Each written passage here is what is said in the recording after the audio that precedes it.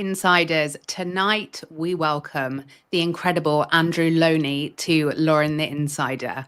Andrew, the man that never sleeps, welcome. Very nice to be with you.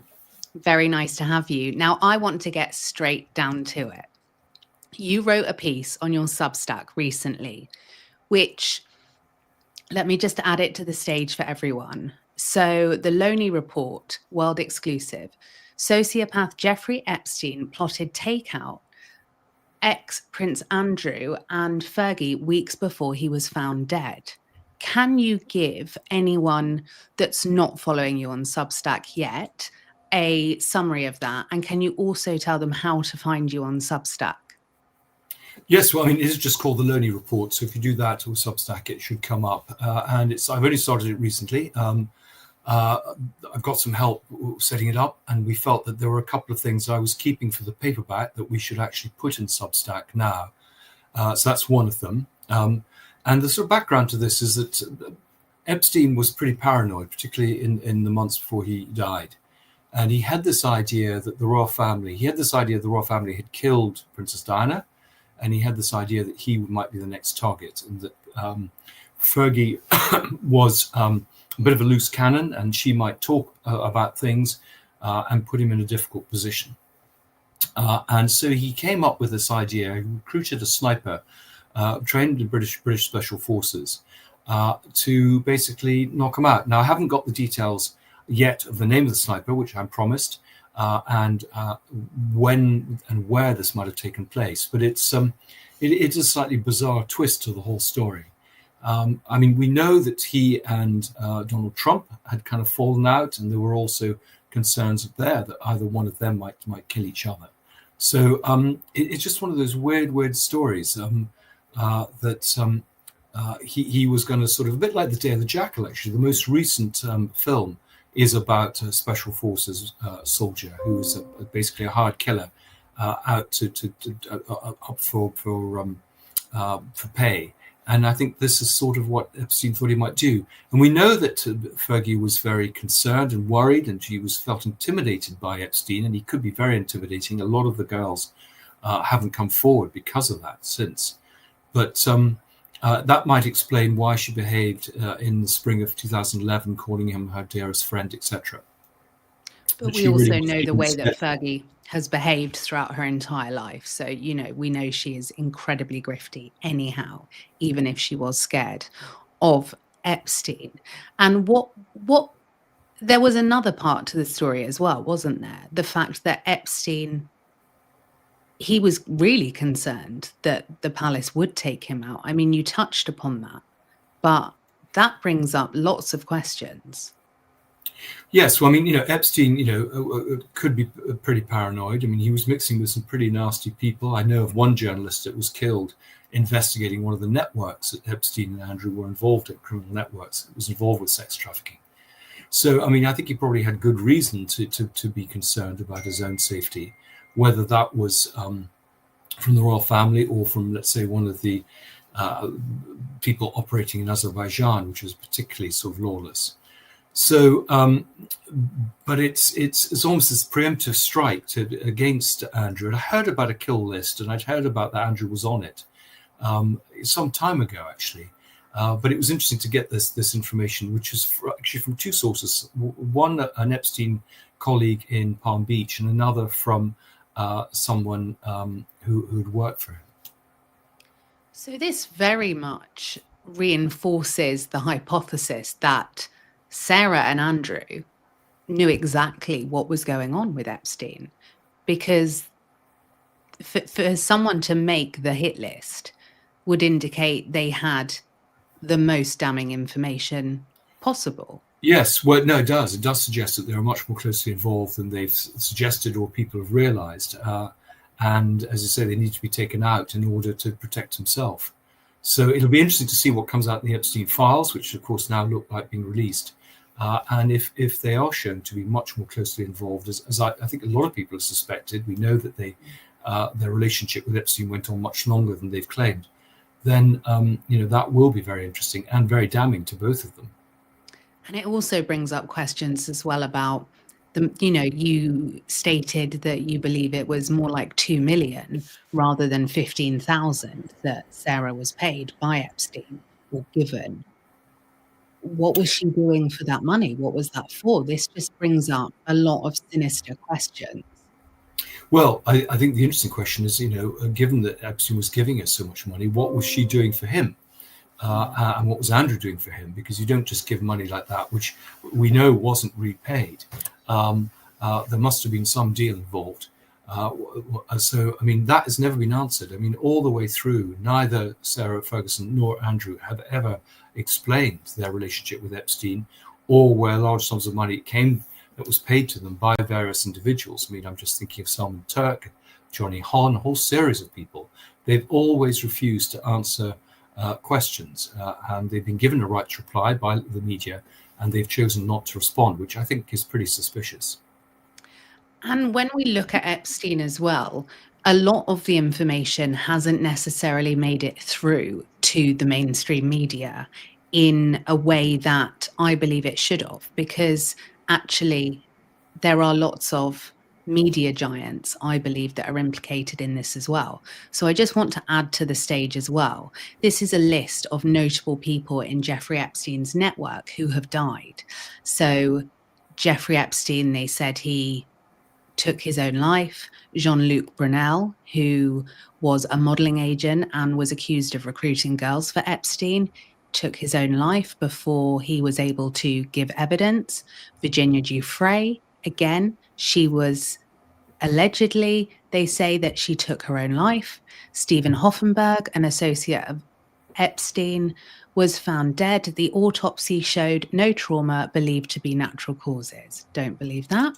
And then we come on to Marvin Minsky, a scientist who had ties to Epstein, hemorrhage, Henry, cancer. But we have Steve Bing, who was Liz Hurley's her fiance, and he jumped out of the floor of the 27th.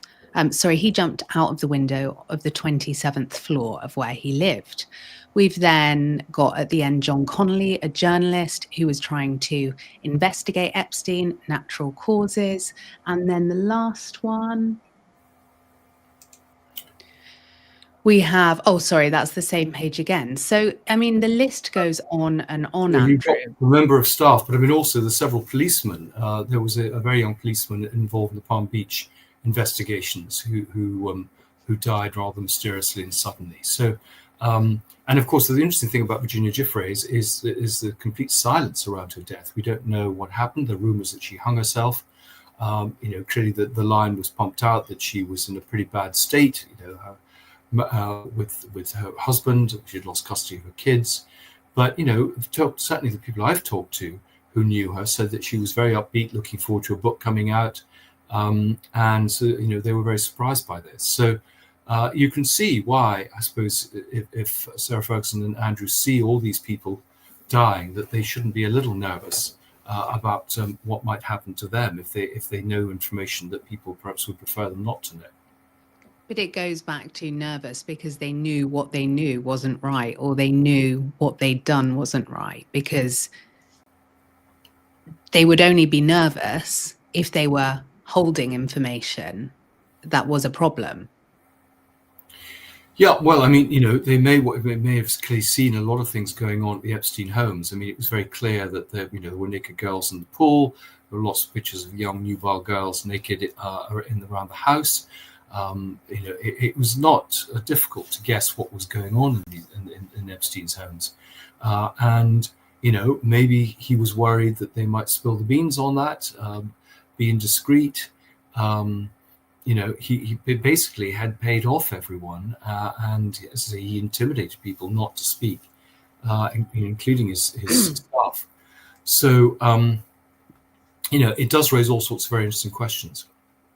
And you said you did an interview with Andrew Gold, Heretics, and you said that you knew who killed Jeffrey Epstein. I wonder, where in your research did you find this information out? And did it help shape the direction you went in when you were researching Andrew and Sarah? I discovered this after the book came out, but even in the book, I mean, I think I'm pretty skeptical about Epstein's death. I mean, we have plenty of evidence, forensic evidence from Michael Baden, the coroner who did the autopsy for Mark Epstein, showing that it was probably a homicide rather than suicide. You had cellmates who said that it's very difficult to commit suicide in that prison. We've had, of course, the cameras not working, the guards who fell asleep at just the right time. We've had the fact that they were so silent about the autopsy. I think he was kind of bundled out, and that's why Mark Epstein had to do his own separate autopsy. So, I mean, there have been lots and lots of questions. A lot of the lawyers, people like Spencer Cooven, have said that, knowing Epstein the way they did, he was always a chancer. He always thought he could get away with it. And this was, of course, only the beginning of the legal proceedings. So there was no reason for him to panic. But since the book came out, I've had access to some FBI material, which names the murderer as someone who was actually in the prison. And this is actually what Ghislaine Maxwell said in her interview with Daphne Barrick, that he was murdered by another prisoner. And that, of course, makes a lot of sense. They have nothing really much to lose. And they could actually get quite a lot to gain in terms of maybe lessening of their sentence, for example. And these are people who are a lot of these people trained to kill. So this screams 3-letter government agency, because if you look at how the stars aligned as such, you've got the guards that fell asleep. I would say, well, I'm sure there was some gas put in and they went woozy for the amount of time they needed to. You've got the cameras that didn't work. You've got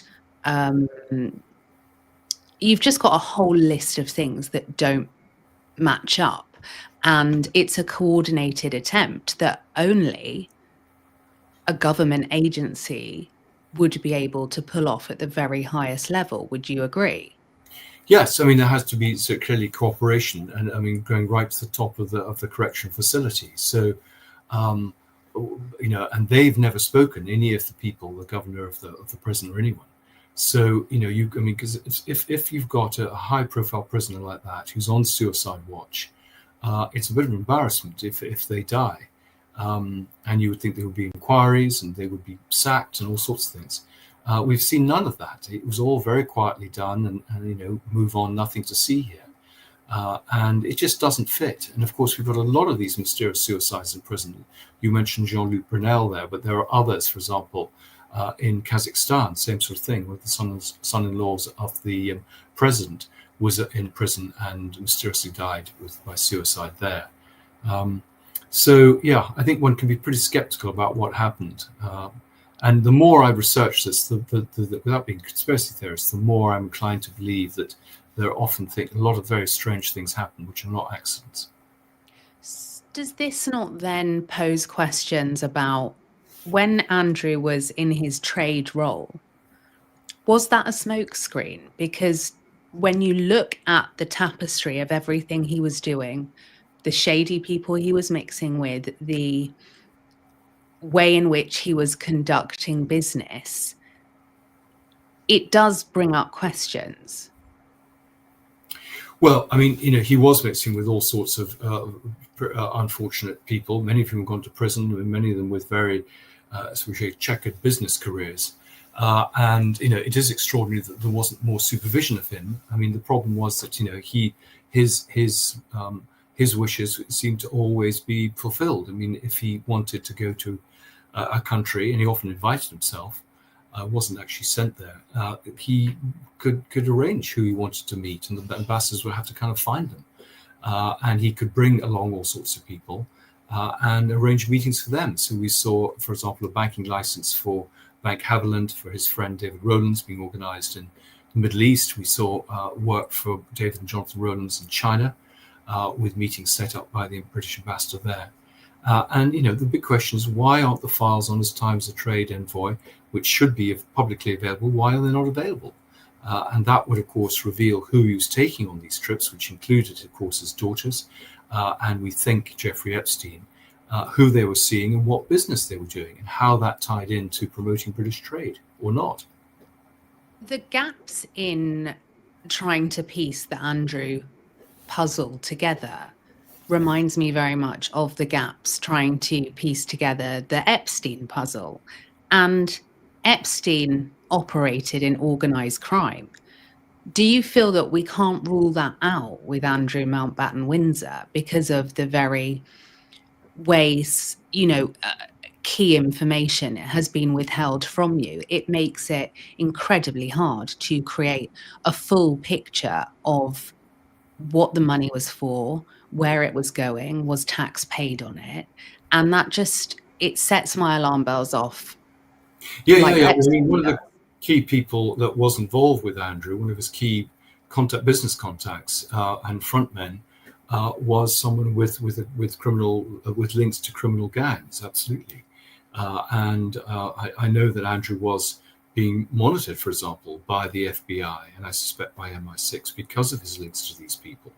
And again, it seems extraordinary that he wasn't, that nothing was done to prevent him getting drawn deeper and deeper into these pretty unsavory organizations and with these pretty awful people. So it is a real mystery, it just as it's a mystery about why the Queen and Prince Philip allowed this all to happen, because they knew what was going on.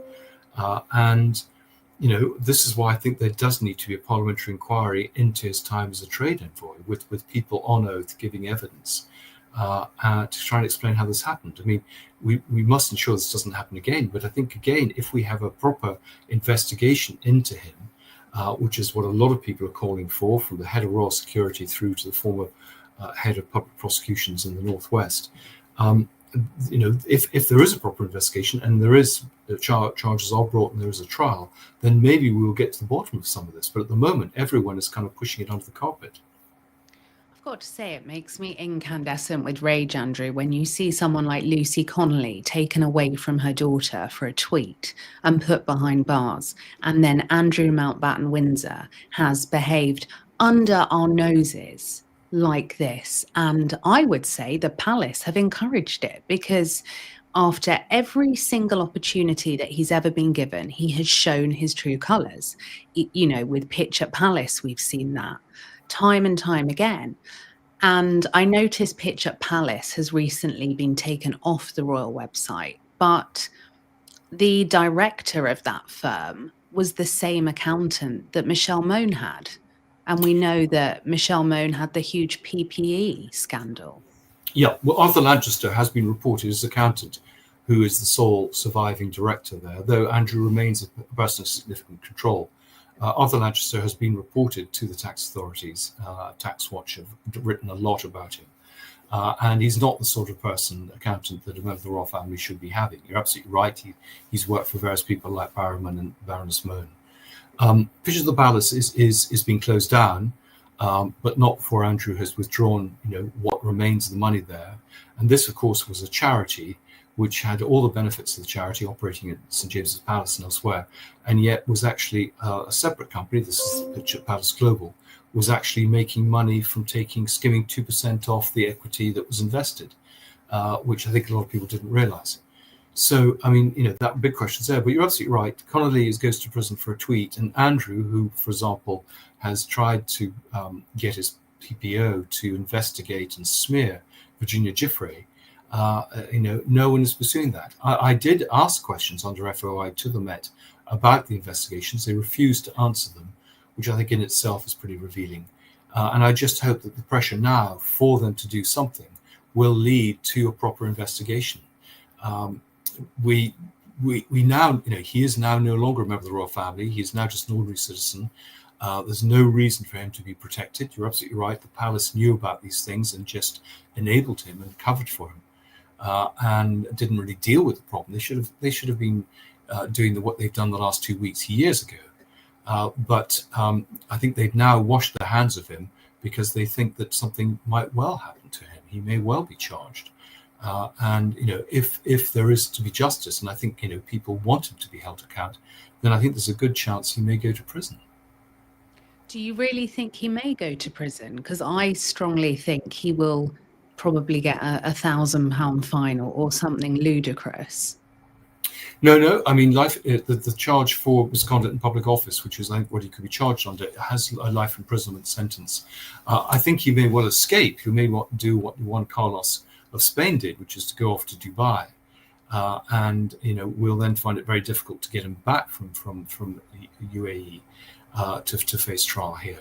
But who knows? I mean, there have been occasions where the rulers there have handed people back. I mean, generally people from organized crime. He has a very good relationship with the rulers there, and I think they would protect him. And it would solve a lot of problems for the royal family, because the last thing they want is a trial with a lot of their dirty linen washed in public. Do you think the fact that Andrew has lost his titles and been cast out will affect his reputation in the UAE, or will they not be bothered at all? Oh, I don't think they're bothered at all. I don't think they could care. I mean, we've seen their daughters, have been there quite a lot recently, carrying on doing their business. And they're very much, all of them, very much part of the scene down there. They're very close to the various ruling families. So absolutely not. It makes absolutely no difference to them. In some ways, the behavior of Andrew pales beside some of the behavior of some of the Middle Eastern rulers.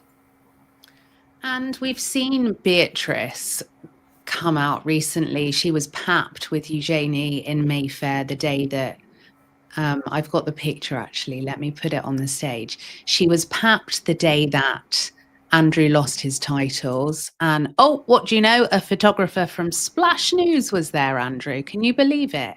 Just to capture them both looking really tired and stressed. And then we see she has recently followed in her parents' footsteps, being incredibly grifty and disingenuous, and has been announced as an ambassador, or has started to do more ambassador work for Born, a charity for premature children. It's the same pattern, isn't it, Andrew? When you're up against it and the world is furious, you pull out the philanthropic card. Well, I think the sensible thing for the daughters would have been to just lie low, concentrate on their families and their careers. But they're clearly not doing that. I think the deal was that Andrew would, in effect, fall on his sword, but his daughters would be taken care of, and they will retain their titles. They will be given these royal jobs, because they were not doing these sort of things before. And I think that's a mistake, because I think there are skeletons in their closets. The press are looking at them quite carefully. We had a big investigative piece over the weekend in the Mail on Sunday, and again, very revealing that William wanted them to sort of do an ethics audit just to see who they were dealing with, and they refused to do that. And again, in their own interests, people have been saying, "Well, get rid of your titles. You're not working royals. You don't need them." And yet they're clinging on to them, I think, because of course that's their calling card in the Middle East. So yes, you're right. The roundabout that just continues. But when they say no to the financial investigation, why is it even being posed as an ask? It should be dictated to them that these are the requirements if you want to continue to be part of the establishment or the firm. Well, you would think, yes, because if you're part of the royal family and you can damage the brand, then we need to know you're squeaky clean. And this is why, there's never enough done to deal with the problem. It's always a little too late, too little. It's only after real public pressure, which has often made them have to go further than they need have gone if they dealt with the problem properly to start with. So we've got, we're at the sort of stage of the cover-up of the cover-up, I think. So it's not, I'm sure reputation management people will be telling them, look, let's get ahead of the story and, all sorts of things you should be doing. But they don't seem to be doing that. And I think maybe the daughters, just do not want to give up what seems to be quite lucrative. I mean, Beatrice has just set up an AI company, which has made a lot of money very mysteriously in the first year. We have Eugenie running a charity, the Anti-Slavery Collective, which has collected a lot of money. I bet it has. But hasn't actually spent it. So, there are lots of unanswered questions about the activities of all the members of the family. And, we've had money mysteriously appear, for example, in Eugenie's account during the Salman Turk trial, which she's failed to explain from some people she didn't even know. Problem is, it's just really we know Harry and Meghan cause huge issues for the monarchy, but Beatrice and Eugenie, they need to go because they are bringing continued shame against the likes of Catherine, Princess of Wales, and Prince William. And they are making the monarchy damaged by continuing to be shady. That's the only word I can say, to describe them. Well, I think that certainly, the York parents needed to go because they were undermining the good work of the rest of the members of the royal family. I do think that there are a lot of questions about the daughters, and they would be wise to again just lie low for the moment. I mean, even in their own self-interest, it's not wise to go off and do these various things in the Middle East. There's an awful lot of press sort of PR spin on the two daughters. I mean, I get some of the sort of Google alerts, and it's very clear that there are lots and lots of things being pushed out: which dress she's wearing, which charity she's going to work with. They're trying to spin the story the whole time, and the children, the line is that they're victims, they shouldn't be tainted by their parents. But I think the more the press look at them, the more they realize that there are problems with the daughters, and it would be wise that for them, say, to disappear for a while.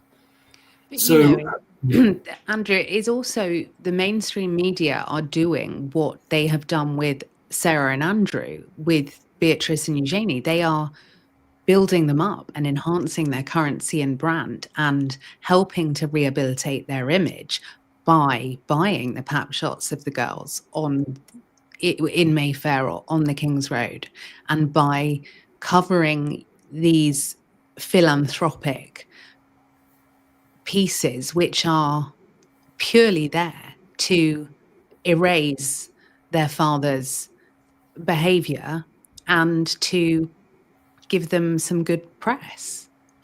Well, I think, to be fair, I mean, the Mail Sunday has been pretty good at holding the family to account. I mean, they've been publishing the leaked emails that showed how Epstein had remained in contact with both parents for much longer than people thought.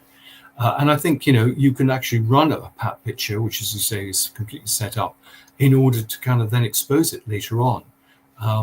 So I think that, there are certain papers actually very sympathetic to the York family and continue to be in. There are even certain journalists I can see who are sort of maneuvering clearly in the hope that they may be able to write some book, perhaps either a ghosted version or with some cooperation from members of the family. And they've decided to go on that, to take that position. But I think there are a lot of journalists who certainly are asking a lot of questions. I've been talking to people at The Observer, for example, Sunday Times, BBC, who are doing a lot of digging into the family. Andrew, not the BBC. BBC have done some very interesting things recently. A very good piece about Sarah Ferguson and her work for something called Pegasus, and so promoting solar energy company, on which she was paid large sums of money. And again, all tied to the Selman Turk case and Johnny Hon. So there's some good work going on from various journalistic outlets, and so that's why they need to sort of put their heads down, because people are looking for them at the moment. When we last spoke, you said a source or two sources, one linked to the Thai royal family, had come forward to speak about Meghan Markle and Andrew Mountbatten Windsor, and if there was any truth to lots of rumours swirling around that they previously knew each other. Has that developed at all? No, it hasn't. I mean, funny enough, I'm down in touch with one of Andrew's girlfriends out there, and I'm hoping that she might be able to shed some light on it. So it's a slow process. I think people are quite frightened to speak. So I will keep you posted if I find anything new.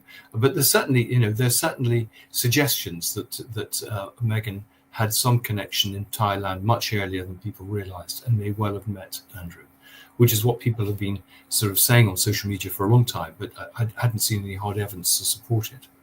I suppose it's very difficult as well, isn't there? Because there's stories out there saying Meghan's very good friend was one of Jeffrey Epstein's girlfriends at the time before she met Harry. But getting those things across the line, these people know when they don't want to be photographed. So it makes it incredibly hard to get that to the Yeah, forefront. people know a lot. I mean, funny enough, I was talking only at the weekend with someone who's very much part of the Andrew, particularly the Fergie sort of social scene in the 1990s and all sorts of things that were going on. And I mean, there are a lot of well-known names there, but no one has broken rank. No one since wants to spill the beans, because clearly they would just implicate themselves. So there is a sort of omerta around these activities, and you can see perhaps why people haven't come forward on Meghan Markle. But there are interesting connections with Marcus Anderson and with Ron Burkle and others. Now, of course, these people are all sort of socialites. They all kind of hang out in the same sort of circles. So, just because someone knows someone else doesn't mean there's anything sinister about that. But there are some very interesting connections. And for example, Andrew has had very long associations with Canada, which of course is where Meghan Markle comes from, often visited the various scandals that happened to him in Canada. And so, it wouldn't be a huge step to see some scandal that perhaps he may have been connected with her, but very difficult to get the evidence that would stand up should there be a legal case brought. It's interesting with Marcus as well, because he started at the very, very bottom at Soho House and then had the most almighty rise up, to the very top of the company. But then you think, well, he reports into Ron Burkle, who is the godfather to Diddy's children. And you start to realize how corrupt and murky this world is. These are people that I would argue do not live by normal rules and are not held accountable for things that they may have done wrong. Well, I mean, certainly, there's some rich, powerful people, and they can tidy up problems very easily. And they do that on behalf of other people and place them under some obligation to them. So, yeah, I mean, they don't have to behave in the same way as most people, because they have a large amount of money and influence and contacts. And so, yeah, and this, I think, is what I think the growing realization that the Epstein network was much bigger than people realized. And I think we are going to get some very interesting names if all the files are released, as I hope. And obviously you've written about the royal family before. For anyone that thinks Andrew Mountbatten Windsor is a bad apple, remove him from the cart and everything is fine, I ask, what patterns are present through your research, not just with these two, but with other members of the family? Because I have concerns that this is deep rot, but I pin my hope on Prince William and Catherine to be able to move forwards in a very positive way. Are there very concerning patterns from your extensive research outside of Andrew and Sarah? Well, I mean, we know that the Queen turned a blind eye to various Arab rulers. A lot of people who supported the Windsor Horse Show were not perhaps the ideal people. There's clearly been lots of questions about honours for cash, particularly money invested in or given to Dumfries House. We've seen Peter Phillips promoting products. We've seen Zara Phillips, who's also involved in with Johnny Hon, who's involved with Sarah Ferguson. So, there are things going on. There isn't a royal register. I think that would help. There is no parliamentary scrutiny of the royal family, which again I think would make people feel a little bit more confident. I mean, clearly the best way is for the royal family to behave absolutely above the law and properly, but that hasn't been the case up till now. And there are particularly people on the fringes who use their royal status to make money for themselves. I do think that there does need to be a cleanup, and maybe William and Catherine will do that. But even they have, for example, placed themselves under obligations by using rich people's yachts when they could perfectly afford their own holidays. I think where people respected them is they didn't have a huge house, they didn't have very lavish holidays. And there is the worry that they are being kind of drawn into that world, the jet set life of some of the other worlds, which people don't really like. Yeah, I saw that about the yacht. That was in the summer in Greece, and it was the former Telegraph owner, is that right? And Time Out owner. They were billionaires. Well, I mean, their argument is, they're long-standing family friends, and but I just don't think they should be placing themselves under any obligation to anyone. I mean, they should, most of us have to pay for our holidays. We don't get given freebies, and maybe nothing is happening, but it doesn't look very good. And I think that was a misstep for them. They got quite a lot of criticism, and they kind of pretended it hadn't really happened. But and Queen Camilla has done the same thing.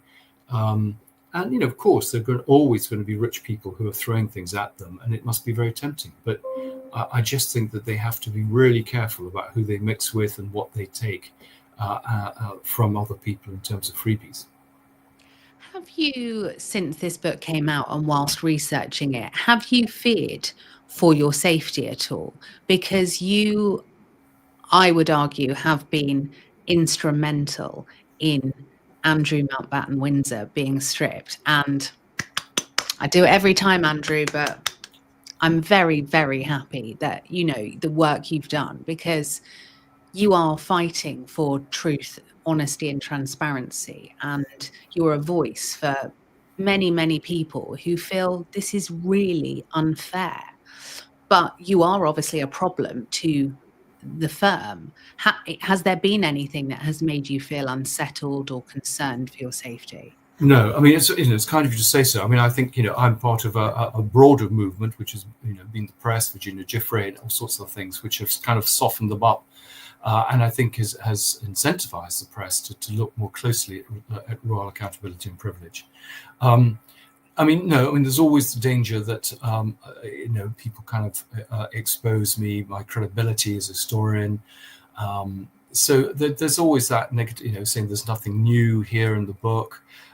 It's old stories, or this is all gossip. Nothing can be stood up.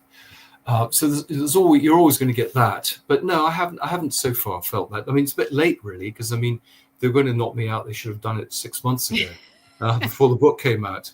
But also, there's so many of us who are now asking questions that it's going to be very difficult to. And I'm a great believer that the more open you are, the more you talk about things that you found, the harder it is for people to silence you, because the stuff has come out. I can see there's certain voices and certain narratives that very much feel to me that they are in bed with the palace in terms of pushing a certain narrative.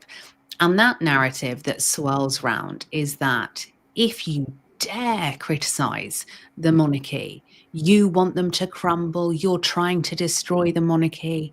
And I feel this is a really, really toxic narrative that certain people are pushing, because actually we are well within our rights to ask for a certain degree of transparency and also ask these questions, because we are living in a society that has never in my lifetime been so two-tier. The way that the elites behave and the way that us normal people behave, or are penalized for the smallest things, is vast. What do you say to people that say that through your investigative work and through your truth telling, it damages the monarchy? Well, I think Andrew, in some ways, has saved the monarchy, because by forcing them to reform and modernize, they're more likely to continue than if everything had been sort of brushed onto the carpet. And clearly, we all live in democracy, with no one is above the law. And if people have been breaking the law, then they should be held to account. And I speak as a monarchist, as a sort of honest friend. I want the monarchy to survive. I think it does a brilliant job. Most of them are hardworking and do a brilliant job.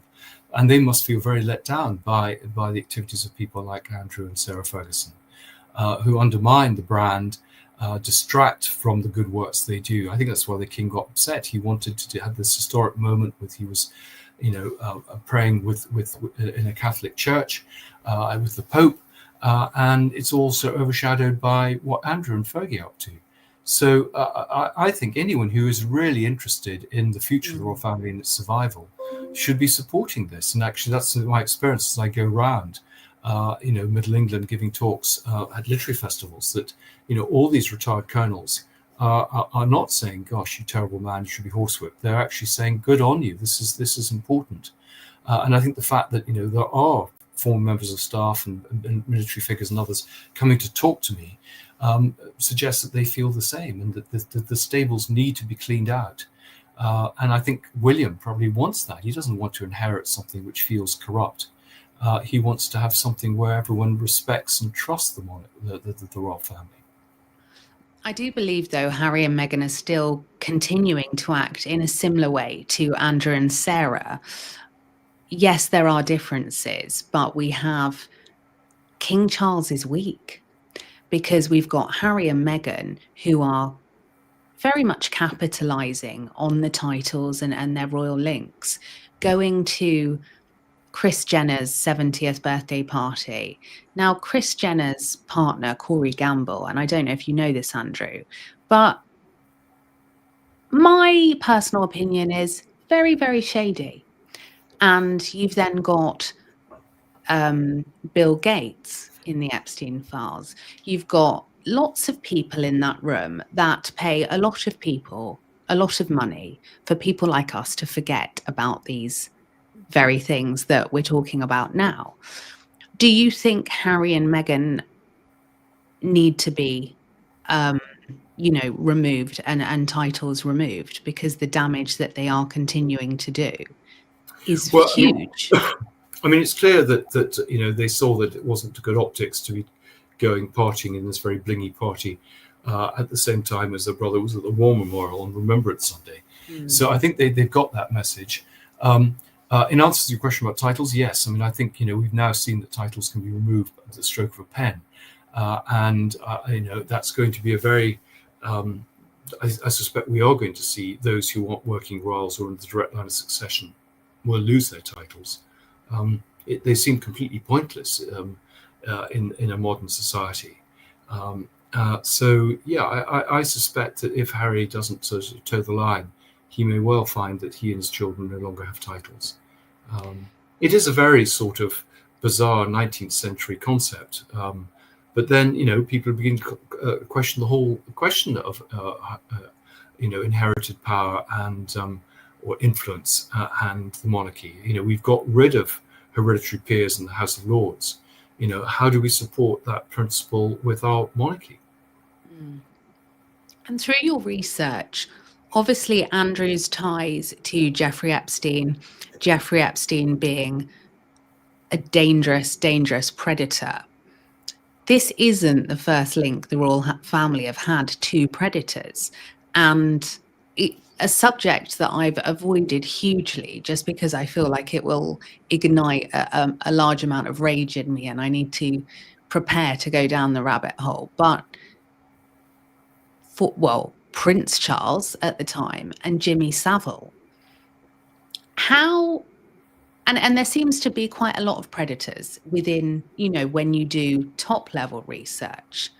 Have you found anything in your research going back outside of, Andrew and Sarah, but in the royal family as a whole? Well, I mean, I feel sorry for the royal family because there are always going to be these people who are kind of trying to work their way into the inner circle. And they may have something to offer. I mean, they may have popularity. I mean, Jimmy Savile was a very popular figure. The feeling was you associated with him, you get some of that stardust off him. There are other figures like Bishop Bell, who King Charles stood by loyally, even when I think it was pretty clear that this was someone who had broken the law. So, this is why, you've got advisors around you who can perhaps be a bit more clear-sighted and you can distance yourself. But, I wrote about Lord Mountbatten. I mean, he had, again, associations with Jimmy Savile. He himself was an abuser of young boys. That was all covered up. So, they do have the skeletons. And, maybe they kind of, resent any sort of scrutiny. They kind of feel, well, we can make friends with whoever we want to, and there may be benefits to us from being friendly with them. I think we do forget with Jimmy Savile, he kind of hid in plain sight, and we all thought he was a bit odd, but we didn't realize, what he was up to. But he was a very popular figure. Jimmy will fix it. He did things with Mrs. Thatcher and others. There were others involved with him. So, I do feel sorry for them, but they just need to be a little bit more street smart about who they mix with. I'm going to say something next, which I don't know how you'll take this, but when you look at the palace, the way it operates has allowed things to happen time and time again. And we have, as members of the public, through their very clever PR, we have forgotten about it. There is deep institutional rot within how it operates, how it has allowed Andrew to behave like this, how it's allowed Sarah to behave like this, and again, Harry and Meghan. There are similarities between the archaic way the palace operate and the BBC. Do you see any of those similarities in terms of how, as businesses, they operate with trying to hide things under the carpet? Yeah. Well, we have Andy Webb's book, which is that I'm going to the launch of tomorrow, called Dinorama, which is about the Panorama interview 30 years ago. He's coming on the channel, actually, in a couple of weeks. Oh, brilliant. Great. Well, he's very interesting. I mean, he fought a long battle to get emails released. And exactly, these institutions, they always, cover up things, and the cover up is worse than the original crime. So, Bashir deceiving Princess Diana was bad enough. But then when they realized that, the BBC, rather than bring him to account for what he did, they gave him sort of promotions and gave people who were trying to speak out about it a hard time and sacked them. And so, I mean, it's a very odd sort of behavior, because, I mean, the obvious thing is, if there's a problem, you kind of address it as quickly as you can, because otherwise it just gets worse and worse. And, again, if Andrew had just said, when it first came out about him and Virginia Giuffre, well, I didn't realize how young she was. I know it seems a bit sleazy, but we were both single, and, I clearly made a bit of a mistake, and I'm sorry. I shouldn't be behaving like that. And I think that would have been a one-day wonder. But because he pretended he hadn't met her, then the whole thing gets worse, because you have to keep telling the lies to support your initial statement. And the BBC clearly did this with the Panorama programme. And we see it, in government, we see it all sorts of places. And you're absolutely right. These institutions which which are funded by the taxpayer, and which only operate on the basis of trust and respect, kind of lose that when they behave like this. But we don't know how many times they actually get away with it. This is when they're caught, but it must be worth doing, because there are many stories we presumably never know. And talking of the way that institutions aren't transparent, I interviewed Paul Page, the former Royal Police Protection Officer, and he said to me that Ghislaine was like family. She had no security, would go straight through, as in she didn't have to go through security. Some days she could be there up to 3 times. And so then you wonder, she was obviously very, very well known within the palace. He claimed she was like family. And then fast forward, where does Andrew decide to do his Newsnight interview with Emily Maitlis? It's in the palace, with the blessing of everyone within the palace, to deny this story. When you actually speak to the whistleblowers, they say, let's call them ladies of the night, very frequently coming in and out. The police protection officers allege they had to, escort them home and those kind of things. So it then makes you think that this was an open secret. Yes, well, I mean, Paul talks about it, and I mean, other policemen also talk about it, that there were escorts coming in, that they didn't know their identities, so it's a security risk. And the Queen, I mean, I think the Queen knew about it. And you would have thought that, she would have sent down a ruling that, to Andrew, that he had to declare who these people were. In fact, it was her house. She set the rules, but she didn't. I mean, time and time again, this goes right back to his youth. A blind eye is turned. He's able to do what he wants, and so he becomes pretty unruly. He knows he can do what he wants because the rules don't apply to him. There were stories of him, Gordonson, not going to roll call, for example. Well, the whole purpose of roll call is to make sure everyone's there and safe. So, there are often good reasons for these rules. So, and I think, we will get other policemen, I hope, coming forward with stories. I mean, the fact that they covered up that he'd gone back to Buckingham Palace the night after Virginia Giuffre said she'd slept with him. They said, first of all, that national security meant that these files couldn't be released, and they said they'd been destroyed. There seems this constant sort of desire, a bit like Trump, with the Epstein files now, to try and frustrate all efforts to make these things available. And if you have nothing to fear, then you have nothing to fear with this stuff being released. Exactly. With Andrew and Sarah, much like Harry and Meghan, we always see it's someone else's fault. Do you think Sarah and Andrew are narcissists? Oh, I think they are narcissists. I mean, particularly him. I mean, the fact that he couldn't bring himself to make any apology or any reference to the victims, though he was told to do so in his statements, right the way through to his last statement a few weeks ago.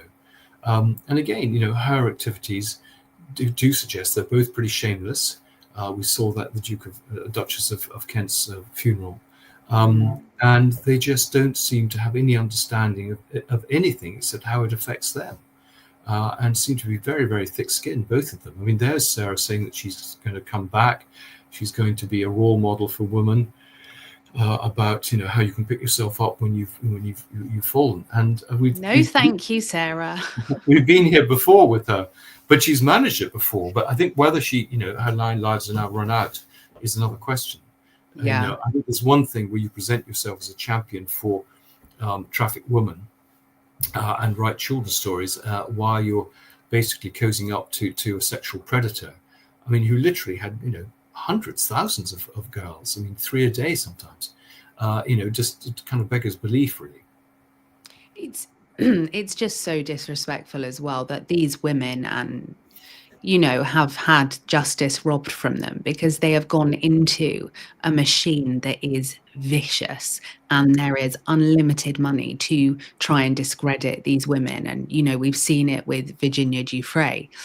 In light of what about who took Epstein out, does it make you think that Virginia Giuffre was targeted? Because Virginia was very much the brave, resilient truth teller that was so incredibly brave and broke the dam. She gave the confidence and the kind of nod through her actions to other victims and survivors to come forwards. She was a massive, massive problem for the establishment, for the government, for everyone, really. Do you think she was taken out? Well, I think you're going to take her out. The sensible thing would have been to take her out much earlier, because she'd done the damage. She'd brought her case. She had appeared, on television programs.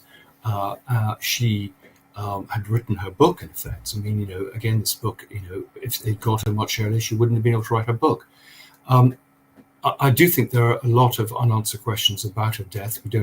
It's just a silence around it. Now, whether that's to respect the wishes of the family or something else, I just don't know. Everyone who knew her says that she was in a good place, that she's unlikely to commit suicide, but we don't always totally understand suicide and what drives people. She clearly was in a funny way the last few weeks, with the bus accident, which didn't seem to be as bad as she said. She had custody problems with her children. So who knows what was really going on? But again, because we know so little, it does create this sort of vacuum for speculation. There may be a very simple explanation for it. She may have left a suicide note. We just don't know. And if she did so, is it clear that it was done voluntarily or under some sort of duress? But yes, it certainly suited a lot of people if she wasn't around to testify. But it's interesting. Even in the book, she holds back from naming people because she's worried about any threats that could be made to her children. That's gives you some sense of the sort of stress that she must have been operating under. That actually brings me on to my next question. When you look at Andrew, it's very Middle East heavy with his contacts. From what you've said, there was lots of very questionable things going on. When you look at Jeffrey Epstein, with his links with Ehud Barak, he was incredibly plugged into Israel. Is there any foundation to a hypothesis that Epstein could have used certain people like Andrew to oversee certain territories as part of his organized crime ring?